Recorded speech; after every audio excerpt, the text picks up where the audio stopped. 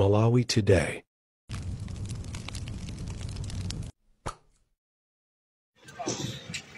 Are you sure that the government of Malawi, MTF will be pompano, or police will be pompano? What are you doing there?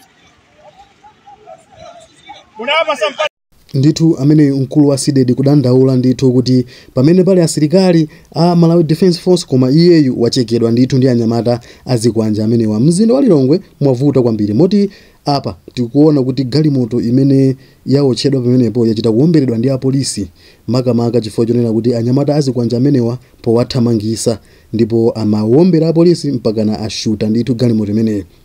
Nde moto umenewo ndi mmene mukuoneramo kuti galimoto imeneyi yayaka ndithu.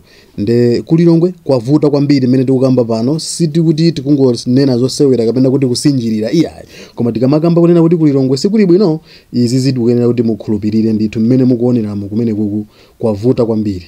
Nde nkhani zimene zitikhala tikupasirani pompano pa Malawi lero ndipo inu chimene tingakupemphani chonena kuti mukhale pomwepo ndipo musadalikire zambiri zikubwera ndipo tikupasirani kuti muone satani wachina chilichonse chimene chikuchitika mu mzinda wa Lilongwe. Koma nkhani yayikulu ndionena kuti mkulu wa SIDED amene ndi organizeranso wa mkulu wa mademo amene wawa anyamata azikwanje amucheka mmanja pamaso pa apolisi pamaso pa asilikali a dziko lino la Malawi. Tatiye tikhale limodzi ndipo tipitirire kuona mmene zikukhalira kumeneku ku Lilongwe.